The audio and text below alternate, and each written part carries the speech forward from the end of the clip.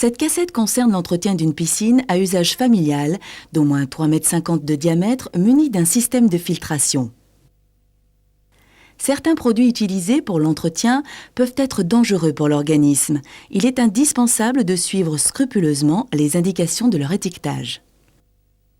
Enfin, rappelons que le moteur électrique de la pompe de filtration doit être situé au minimum à 3,50 m du bassin et si possible être relié à un différentiel de 30 mA.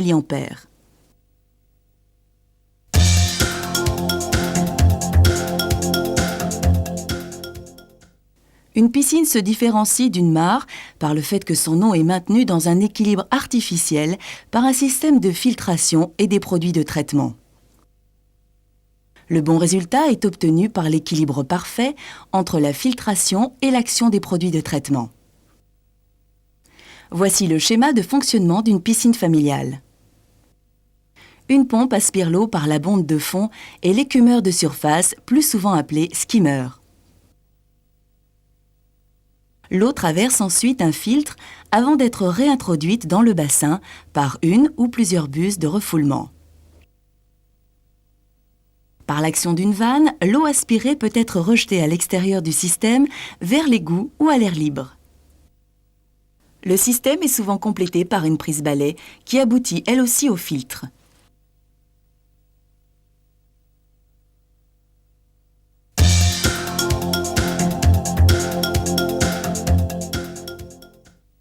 Pour connaître la capacité de filtration de votre piscine, vous devez connaître le volume d'eau qu'elle contient. Si vous ne disposez d'aucune indication, ce volume est très facile à calculer. Calculez tout d'abord la profondeur moyenne de votre piscine.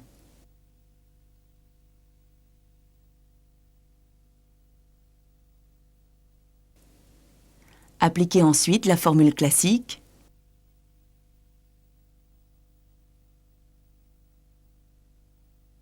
Pour une piscine ovale, multipliez le résultat par 0,89.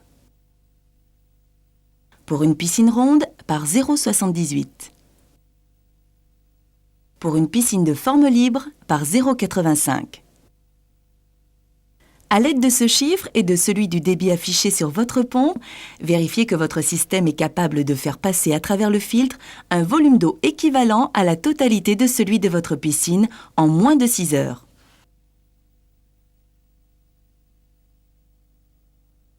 Si vous n'atteignez pas ce chiffre, votre système de filtration n'est pas assez puissant pour votre piscine. Vous devrez compenser par un usage important de produits ou changer de système.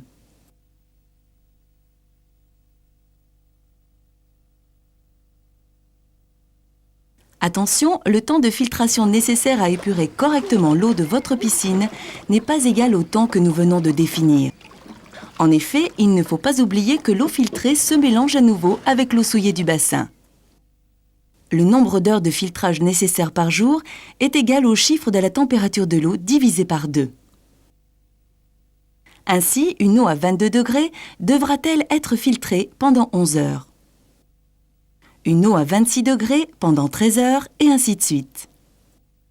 Cependant, au-delà de 28 degrés, la filtration doit être portée au maximum, c'est-à-dire qu'elle doit tourner à plein temps. La majeure partie de ce temps de filtration doit être réalisée au moment des plus polluants, comme par exemple lorsqu'il y a le plus de baigneurs dans l'eau. On peut répartir la filtration ainsi, 2 tiers jour, 1 tiers nuit. Il est inutile de faire des économies sur le temps de filtrage ou de ne filtrer que la nuit, car l'économie réalisée sera couverte et même dépassée par le coût des produits nécessaires à compenser le manque de filtrage.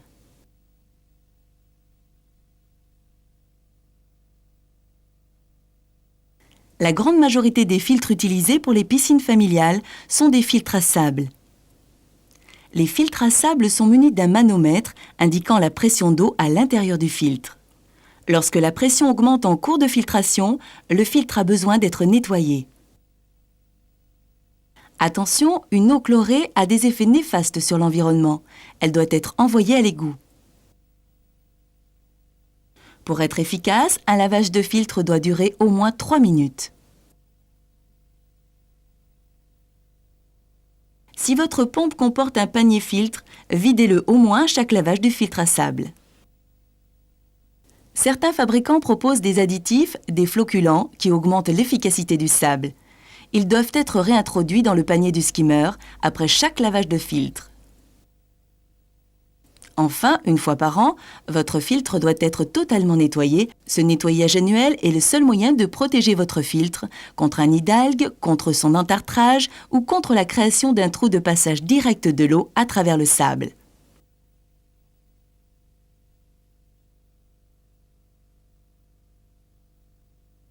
Certains systèmes de filtration moins courants sont munis de filtres à cartouches.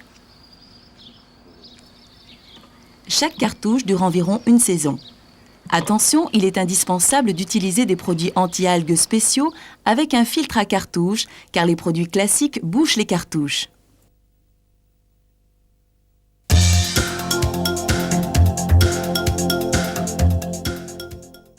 Il existe 3 méthodes que nous allons décrire successivement. La méthode au chlore, la méthode sans chlore, la méthode mixte.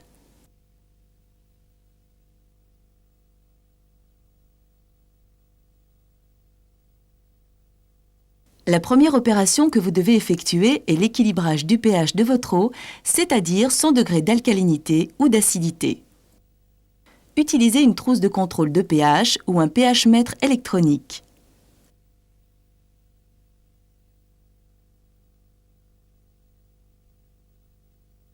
Vous devez trouver une valeur située entre 7,2 et 7,8. Si votre résultat se situe en dessus de 7,8, votre eau risque de devenir trouble et entartrante. Vous devez ajouter un produit dit pH-. Si votre résultat se situe en dessous de 7,2, votre eau risque d'irriter la peau et de provoquer la corrosion des parties métalliques. Vous utiliserez un produit dit pH+. Au fil du temps, vous apprendrez à connaître le point d'équilibre de votre eau. Mesurez pour cela très régulièrement son pH la première année. Dosez vos produits en fonction de leur notice de manière à vous rapprocher au maximum de ce point d'équilibre. Voici un exemple valable pour une piscine de 75 m3 dans laquelle nous relevons un pH à 7,8 alors que nous souhaiterions obtenir 7,5. Le tableau du fabricant du produit que nous utilisons indique 10 g de produit pH- par mètre cube d'eau. Nous devons introduire dans l'eau 750 g de produit pH-. Diluez le produit dans un seau d'eau. Déversez devant une buse de refoulement en marche. Réalisez cette opération en l'absence de baigneur dans le bassin.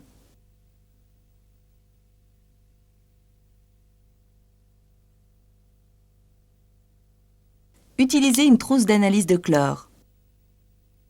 Lorsqu'il s'agit de la mise en route de la piscine ou si votre contrôle révèle un fort manque de chlore, vous devez faire subir un traitement choc à votre eau.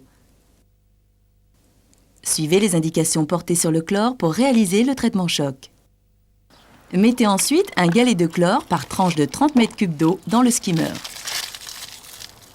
Attention, n'inhalez pas les vapeurs du chlore, surtout à l'ouverture de l'emballage. Arrondir ce chiffre en dessous dans les périodes d'utilisation réduite et au-dessus dans les périodes d'utilisation intensive. Et rincez-vous abondamment les mains. Rangez-le ensuite hors de la portée des enfants. Contrôlez le taux de chlore de votre eau une semaine plus tard. Si la chute est importante, vous devez refaire votre traitement de choc. Si elle est faible, rajoutez simplement 1 ou 2 galets dans le skimmer. Attention, ne jamais mettre le chlore en contact avec les matières synthétiques qui l'attaquent, décolore et peut même percer.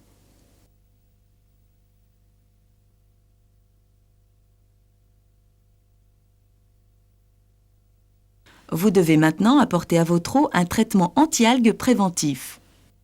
Renouvelez le traitement anti-algues toutes les semaines. Attention, si les algues apparaissent dans votre piscine, ce n'est pas ce produit préventif que vous devrez utiliser, mais un anti-algues curatif.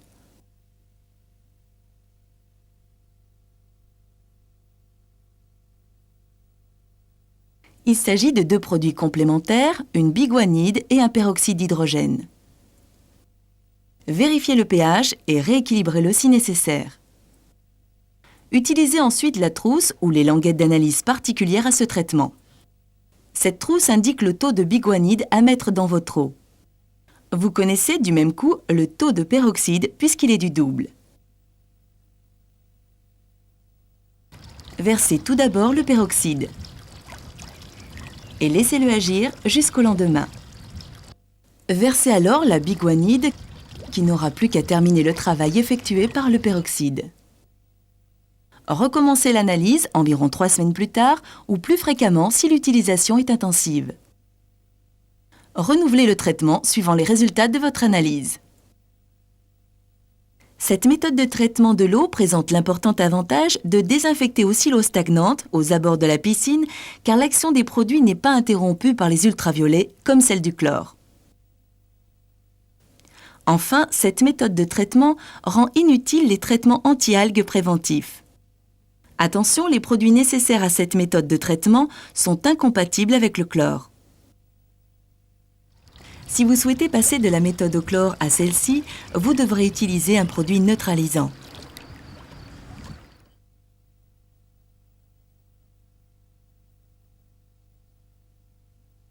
La méthode mixte est un procédé dans lequel tous les produits de traitement sont regroupés, il n'y a donc aucune analyse à réaliser.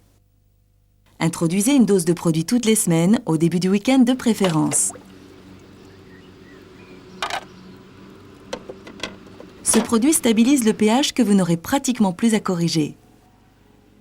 Ce traitement s'adapte à toutes les piscines, quel que soit le traitement que vous utilisiez jusqu'alors.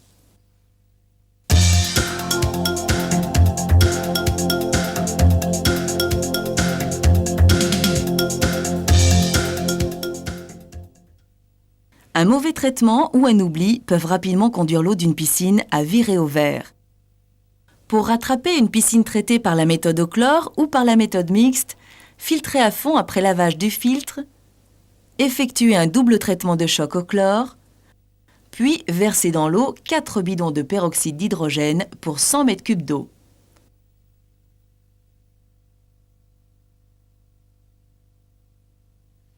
Il est conseillé de renouveler un tiers de l'eau de votre piscine toutes les années. Effectuez cette opération au printemps. Utilisez de bons systèmes de balayage. Les fabricants offrent une large gamme de systèmes de balayage automatique de plus en plus perfectionnés. Enlevez régulièrement les impuretés à l'épuisette et couvrez votre piscine à chaque fois que cela est possible.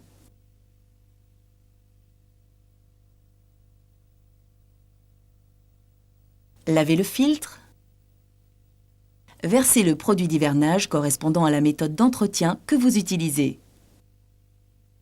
Abaissez le niveau d'eau du bassin au-dessous des buses de refoulement. Bouchez-la ou les buses avec des bouchons d'hivernage. Retirez le panier du skimmer et remplacez-le par un gizmo. Accrochez une ligne de bouée d'hivernage en diagonale sur le bassin. Le polystyrène des bouées absorbera les poussées dues au gel et se réchauffant rapidement au soleil, favorisera la fonte de la glace. Démontez la pompe et la mettre dans un endroit abrité du gel. Attention, lors de la remise en route de la pompe, au printemps, faites-lui effectuer au moins un tour à la main pour la dégommer. Couvrez la piscine.